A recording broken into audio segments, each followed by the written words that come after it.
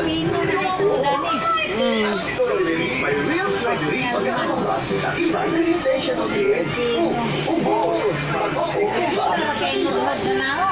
good hair days and bad hair days. Kulang bang shampoo na? Shampoo can strip out nutrients. Use Greenfoot every day to help bring back your moisturizer daw. Or frizzy to straight and slight every day of the week. Now, feeling ko kasi mga taong hindi naman siya ka. Nausa naman na yung mama doon. Katawar ka sila. Ba't tumawa ka? sila nagmahal yung first place. Katawa, dali nakita. Mago ko nakita. Namuhilak na.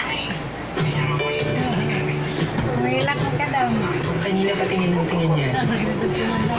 Wala doon. Ano? Sa akin. Sa akin, tingnan mo. Ang galing. Congratulations. Anong ginagawa mo ito? Ano ba ito? Ito lang pala yun. Sino basta para sa inyo speak? Yung sana na mama Jo, wala naman na ugan. Taga-saan ka? Magkain! Pagkain! Aha! Worst ex? Yung may asawa.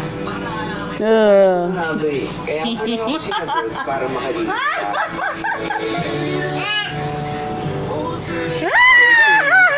Ano ulit kahit ng dog? Oo naman. Sana kasi, Pia, pinakilala mo ko ng maayos. Para hindi na siya nagkamaling nakapag-small talk pa sa'yo.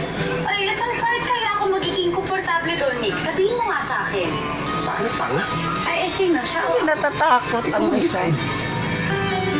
Paano ba to? First time hindi marunong. Okay, Juan. Ha? Promise, ah.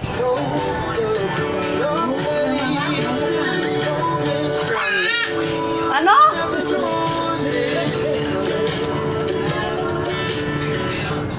Wala pa rin bang balita tungkol sa presidente? Baliktad pala. Ano ba yan? Nico. Ano ang gagawin natin kay Eliana? Hayaan na lang muna natin siguro. Baka ayaw na rin niyang manood ng balita dahil siyempre lalo lang siya mag-aalam.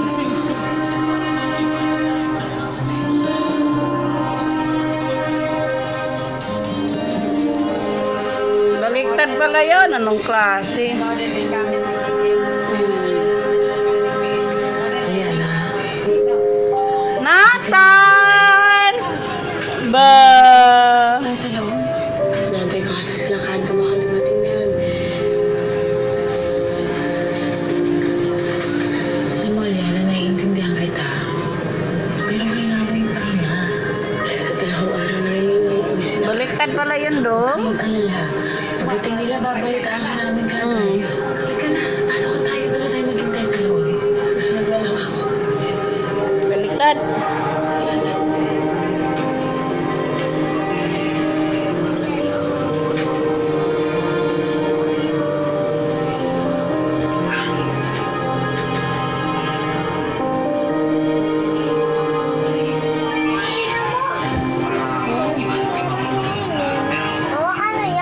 Terus kata Tesel, ate Sel.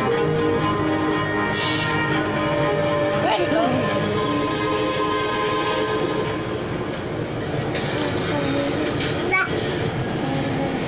Naghihintay pa rin tayong lahat. Sa balita tungkol sa presidente. Nathan! Wala po marinig yung balita, ala.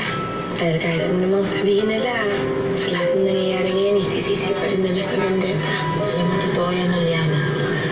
Nandun pa ako sa bahay ni Homer. Wala silang ginawa kundi tanuhin kung paano nila masisira ang vendetta. Hayaan nyo. Sigurado pagdating na ng ikapon, masasagot na lahat ng mga tanong natin. Ba't titiging marami? Dalawa yun. Tag-isa sila. Akin isa lang. Ikagumpay nga sila, Homer. Sa patumbo kaya nila ang presidente. Hindi ako naniniwala magkatagumpay sila. Nandun si Dalisa at ang vendetta. Kaya malamang, hawak nila ang Pangulo.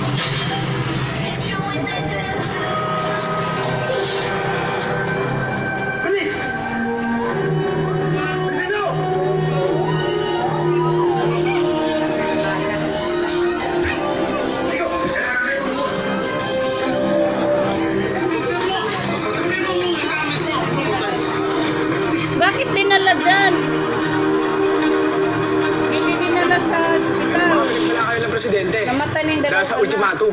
Hindi. Hindi nila gagawin yon.